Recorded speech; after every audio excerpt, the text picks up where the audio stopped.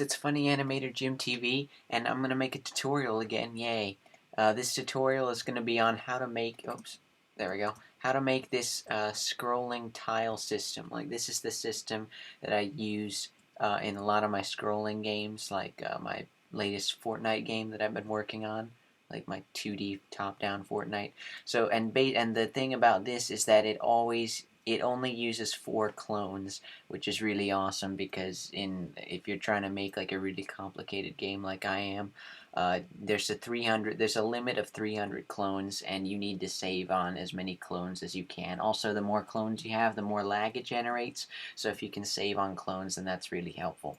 So this is what we're going to be making today, and also you can like smoothly scroll around, and there's a map. It's got a list of the map in it, as you can see. Alright, so let's get started. So I'm going to make a new project. Okay, so the first thing, let's get a green flag clicked, and I'm going to minimize this. So what we're going to need is a list that I showed you there. So delete this. So we're going to make a list, and we're going to call it map. So it's a list called map. We're going to make a couple variables. We're going to just make them for this sprite only, why not? Call it map, map height. So like, whoops, map height, that's good. And map width. Both of those are for this sprite only. So those variables, we're also going to need a couple variables for this sprite only, column and row. Okay, so that's it. And we're going to make a couple blocks here. Well, actually, let's do the broadcast first. So when the green flag is clicked, we're going to broadcast a message, and we'll call it setup. And setup is and we're going to start with the setup. So the setup is going to basically generate the list, the map list, and create the clones that we need.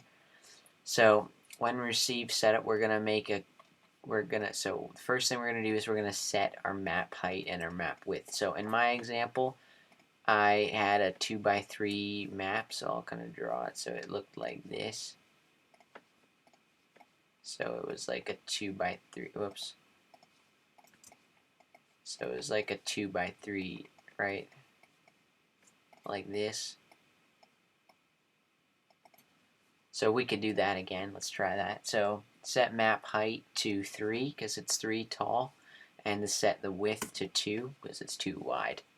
So that's that. Now we need to delete all of the map at the start. You don't have to do this part. You could just generate it and then save it, but I like to just make sure that I've got the map every single time. So whoops, sorry. Delete all of map. Then we're going to add some things to the map. So what these things are going to be are the names of the costumes that you have. So I'm just going to call that cat. Delete this, and we're going to paint some new costumes. So what I did in my examples, I just had a and if you're going to make an RPG or any kind of scrolling game, you probably want full costumes like this. So I'll just make a bunch of costumes, and I'll number them. So like 1, duplicate it, and you want to name it to 1, right? And then 2, I'll make this blue. I'm just making these as an example. 3, make it red. 3, then 4, green, and then delete this. We're gonna make 5, because 2 times 3 is 6. We're gonna have 6 costumes in total. So write 5, and then 6.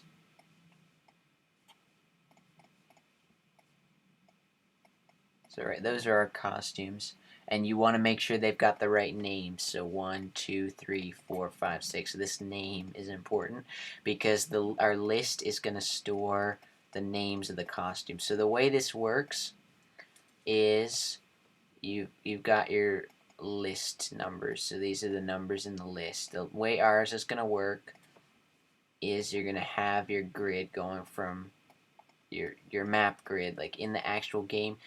This is going to be number 1 here. This is going to be number 2. So you go up 1, 2, 3. Then once you go to the next row, you start at the bottom again. 4, 5, 6. So it's like that. So we go up in columns. So 1, 2, 3, 4, 5, 6. And you would keep go if you wanted to make it taller. 1, 2, 3. This would be 4, 5 up here. And then you would go down 6, 7, 8. And if this one kept going, it would be 6, 7. Or if you started down here, this would be 7, 8, 9. You get the idea. So it just goes up and then shifts to the right. That's how our thing is going to work. So that's what these mean. So you have this piece right here, then this. So that's how it's going to work. So our map is 3 tall. So we're going to go 1, 2, 3, and that's what our thing is going to be like. Then we're going to do 4, 5, and 6. So that's enough for now. And that's the map generation. If we do this, you're going to see what we get is our list of 1, 2, 3, 4, 5, and 6. And you can make this whatever you want. You can have different costumes like a house or anything, or any sort of background you wanted, and put them in each tile. So the next thing we're going to do is create the clones. So get some clone blocks. We're going to make 4 clones. And we're going to set them all around each other. So first we're going to set column and row to 1, because that's going to be our first number, and then we're going to create a clone. Then we're going to duplicate this again. This time we're going to set row to 2, so it's going to be the next one up. Then we're going to make 2 more clones. This time we're going to do column 2, row 1, and then both of them as 2. So we have 4 clones. 1, 1, 1, 2, 2, 1, 2, 2. So they're all different. And then at the end, we're going to set column to P and put this at the end. And I'll explain why we do this. So we have 2 different things. We're going to make 2 custom blocks just to make it look nice. 2 pink blocks. Just call the first one generate map. And put this part under here and generate map. Then we're going to make another one called generate clones. And put the generate clones under there and generate clones. So now we have this. So now each clone has its own column. So now what we need to do, so we're done with the setup. That's all for the setup. We generate the map and the clones. Now we need a forever loop, because we're going to need it to be in the game. We're going to make a new broadcast call it tick. This is what I like to do. I like to make this tick. So and it has to be broadcast tick and wait. Also, this one had to be broadcast setup and wait. So broadcast setup and wait, forever broadcast tick and wait. And we're going to receive tick. Now, most people would just put like anything they needed to do in here, like if key whatever is pressed, then do blah blah blah. But I like to do this tick and have everything in the tick right here. And also you can broadcast this to all other sprites, and they will do it all in real time. So it's a very neat way. It's a good way to keep everything in line. Okay, so the reason why we did that, set it to P at the end here, set column to P, is because P stands for parent. And when you create clones, the original sprite is actually still there. So, and the original sprite is going to be what our player is, the cat. So, we're going to have an if-else. This is a 2 directions. So, either this current, whatever's receiving the broadcast, because clones can receive broadcasts, either the column, well, because we set it to column, it just has to be for this sprite only. So if column equals P, capital P, which is what we set it to, then it's going to be the cat. So we're going to make a new block called player. Run, and also all these should be run without screen refresh. So put player into here. And otherwise, it's one of the tiles, which are the clones. So we're going to make another block called tile position and run without screen refresh. This, we're going to add two inputs, X and Y. Just do that. And then two more inputs, column and row. So that's it, X, tile position, X, Y, column, and row. Run without screen refresh and click OK. And this we're going to put in here. So in our tile, so in the column, and so number 3 and 4 are the column and row. So we're going to put in column and row into here, right here. So now what we're going to do is now we need two more variables. So we're going to make scroll X for all sprites and scroll Y for all sprites. These are going to be the variables that control how far we've moved across and up the screen. So what we're going to do is just put rounds in there because we're going to be dealing with decimals, and the rounds really clean it up nicely, which is good. So what we need to do, so column and row are going to be like numbers like 1, 2, 3, 4, and rows 1, 2, 3, 4. But the scroll X and scroll Y are going to be in like individual pixels. So like if we move this along 10, like it's moving up, right? It's just moving up, and this the area is 480 along. On the x-axis, it's 480 wide, and it's 360 tall. So what we need to do is we need to multiply this column and row by those numbers to get them into big numbers. So column times 480, and this row times 360, and that's going to give us a number that is in that area, sort of. So what we're going to need to do is, in this round here, we're going to put the formula to get it to the X position is column times 480 minus scroll X, and then the round row times 360 minus scroll Y. So we input those into X and Y, and then we go to X and Y. So if we create, let's try this. Let's just create one clone and try it out. You can see, and now what if we change scroll X and scroll Y? Like, let's just change them a bunch and see what happens. Oh, I have to click it. Yeah. So you can see there it is. So it's going like and we can change the scroll X. So right, let's change scroll X by these numbers, or -5. So you can see it's moving based on what our scroll X is, which is really cool. So that's all you need to do for that. But what if it's like off screen? Like, then we don't want it to show, really. So there's actually a really easy way to check that. So we need to do an if else.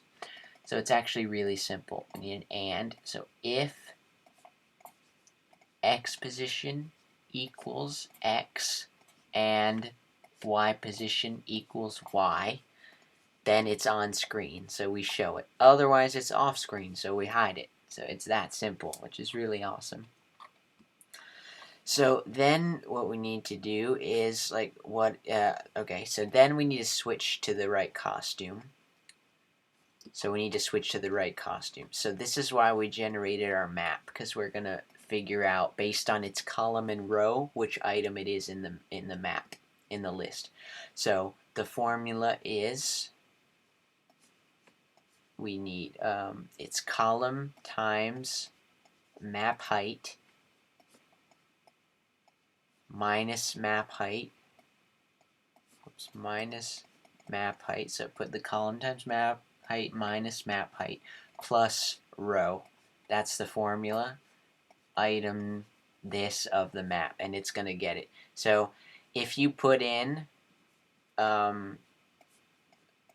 let's say item column 1, row 1, you should get the costume number as 1. So if I show it,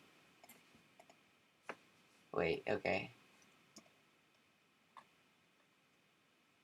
Oh, I didn't set map height, that's why. Okay, so I need to do this. There. So now, if I put this, so if I put these numbers in, so 1 and 1, it's going to switch it to 1. What if I want to do, so this is the column, so what if I put column 2, row 1, so this should be 1, 2, 3, up, down to 4, it should be number 4, and yep, it's the green costume, which is number 4. So this works, which is awesome. So we have that. So if we try this, if we put this here, and we go, already we can see we're getting something interesting happening. So if I change scroll X and scroll Y, you can see, oh, and I hide this, you can see we're getting some cool stuff happening. And if I change scroll Y by 1, you can see, or -1, you can see we're going down, which was 5 and 4, which is awesome. So you can see we've got something working here. It's just going off of the list and based on how tall we made the map and how wide we made it. Okay, so that's good. Now we also need to make it so that the guys, so that if it's 0, if the column number is, wait, actually, okay, never mind. So the next thing we need to do is make it so that the items, like 3 is like 1, 2 is, no, 1 is right here. But what if there was another one over here? We need it to flip over to the other side to generate the next costume. So that's what we're gonna do now. So it's pretty interesting how that works. So we're gonna get some if blocks. Just get 2 for now. So each piece has its own X, like it positions it on the screen. So -480 is over here, which would be centered on this side. So we need to say if X, and then we want it to flip over to the other side. So if X is less than -480, then we need to flip it over to the other side. So it's going to be change column by 1, 2. So we need change column by 2. And it's going to flip it over to the other side. Then we got to do it for the other side. So if X is greater than 480, then we need it to go 2 to the left. So change column by -2. And now we got to do the same thing for the Y positions, which is only 360 tall. So if Y is less than -360, and change row by 2, and if Y is greater than 360, it's too high, then it moves it down, changes row by -2, and we just stick that on the end. So now if we do this, and I'm going to hide it. Oh, actually, I'm going to hide this for now in the player. Let's bring back our, actually, what you can do is you can change these variables to sliders, and you can slide them along. So, and I'm going to change their range from -1,000 to 1,000, and this from -1,000 to 1,000. So you can see what's happening is, look at it, they're constantly flipping over to the other side, which is awesome. You see if we go up, so it's like an infinite scrolling effect, which is exactly what we want. But it's also not exactly what we want because we put the map height and the map width on, so we should want like these clones. So like here, I'm going to try and find, it's right here, yeah. So 1, 2, 3, this should end right here. So we don't want it to keep going because we set the map height to 3. So what we need to do is we need to put some more restrictions on them. So inside this part where we do the showing, we need the column number to be greater than 0 and the row to be greater than 0, because we don't want them to have 0 or less on their column number, because that makes no sense. And only if that's true, then we show it and switch the costume. Otherwise, we hide it. And we can test this now. So now we have nothing on the bottom or the left, which is good. That's what we want. We don't want any costumes down here. But we don't have any restrictions on the top, so we would be able to just see okay, so I'm going to change the slider range again to 2000. We don't have any restrictions on the top, so we could keep going 1, 2, 3, 4, but we don't want that because we set our map height to 3, and the same thing going to the right, that's too far. So we need to add another restriction on here. So get another AND block and put it in here. So this time we need to say and put another and in here because okay. So the column has to be less than the map height or the map width plus 1, and the row has to be less than the map height plus 1. So and that's it. So now if we go in, we're going to see that we have a perfect 2x3 map with everything, which is awesome. It's exactly what we want. We wanted this perfect. And if we wanted to, we could make this bigger. So I'll make it a 10x10 map. And you can see it's going to scroll forever, which is exactly what we want. And it's repeating the 3s and the 4s and blah, blah, blah, because we haven't added this to the map. So 10 times 10 is 100. So if you wanted a 10x10 map, you could do 100 add, pick random 1 to 6 to the map. It's going to add 100 of them, so it's going to be like a 10x10. Oh, well, the cat's there. It's going to be a 10x10 map, and it's going to be constantly scrolling, which is awesome. And it's only using 4 clones, which is the point. 100 clones would be horrible. So anyway, so we got that. But we can't just use these sliders. We have to use the cat to control the player. So let's hide this stuff. So that's that done. We're done with the scrolling. All we need to do is add the controls. So we're gonna use our player block, this block right here. Let's move it over. So we're gonna need some new variables. We're gonna make a variable called player X and player Y, which is great. And also I'm gonna put an underscore in front of the row and the column so it's really neat over here. I put dashes on the map height and map width. So anyway, on player, so player X and player Y, and also we're gonna make player X vel, which stands for X velocity, so that's how fast he's moving, and player Y vel for all sprites. You could make those for this sprite only, but I'm gonna keep them for all sprites. So we're going to switch costume to the cat and show it. And we're going to get an if-else, 2 if-elses, and stack them in each other.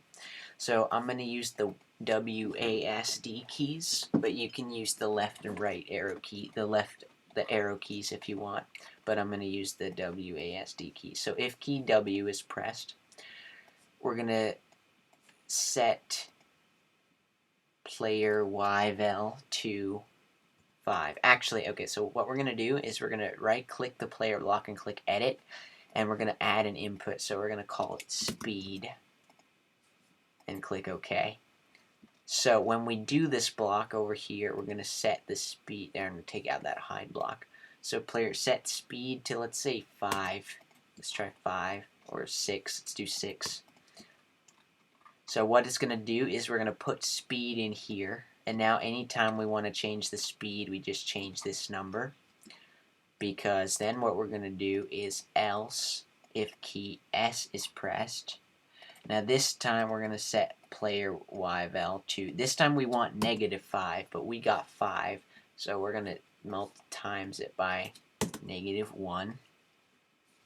And else we're going to set, and if neither of those are pressed, we're going to set player yvel to 0.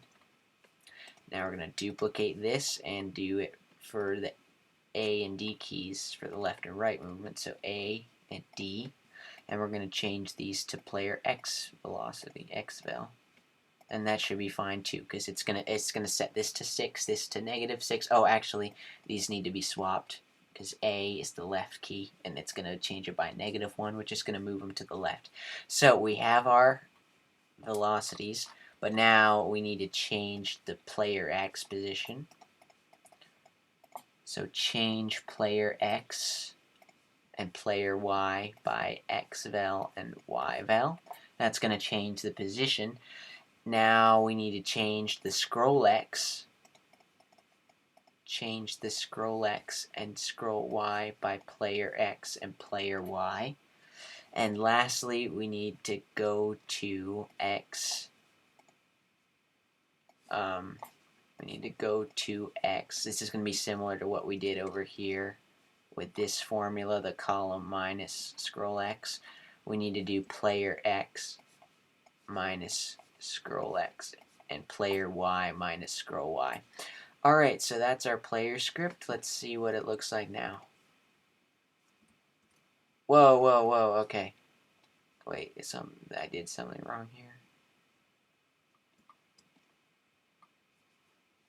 Wait, what?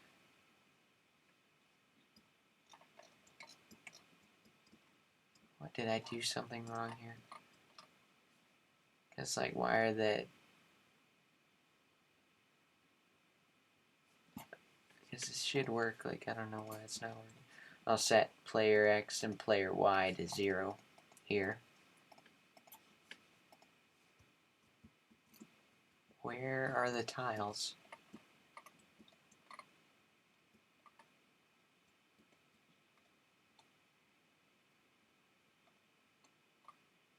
Oh, that's why I forgot. This needs to be set. I'm sorry. Okay. Set scroll X and scroll Y to player X and player Y. That's it. Why? Okay. There we go. Now set to 0. Okay, so now if we move... Oh, okay, wait. Okay, there's one more thing we need to do. Did you see how it, like, jittered in like that? So what we need to do is set this to just go to 0, 0, and then switch costume to one of the big costumes, so that it actually positions it on the screen, and then it's ready to do that. So there, now you can see it's working perfectly. Oh, I need to change this back to height of 3 and width of 2. There we go. So now you can see it's working perfectly. So we can scroll and move around with the WASD keys. And if there was more map over here, those other ones would loop over to here, and they don't because we set the map height. So that works.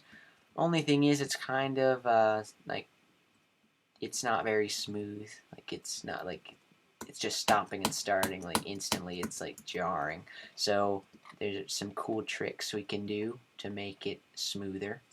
So what we're going to do is we're going to add another input on our player block and call it friction. Friction is, in real life, when you're, like, if you rub a pencil eraser, like press it into the desk and move it, it's hard to move it, like the more you press into the desk. So that's what friction is. So what we're going to do is change, so you can make this cool ease in effect. So we're going to, instead of setting the player yvel, we're going to change player yvel by speed minus the current player Y val and divide it by friction. And also, I think the good friction is 3, so put 6 and 3 in here. So and also I'm gonna call this player movement. So speed and friction. So what this does is, I'll draw it. So, so the player is right here, right? It needs okay. So the player is currently right here. It needs to get over there, right? It needs to get here, but instead of just going there right away, it divides it by 3, and it just only moves that distance. Then it divides it by 3 again, only moves that distance. Then it divides it by 3. So it's just gradually making it more and more smooth as it goes in. So that's what this is doing. I was dividing it by 3.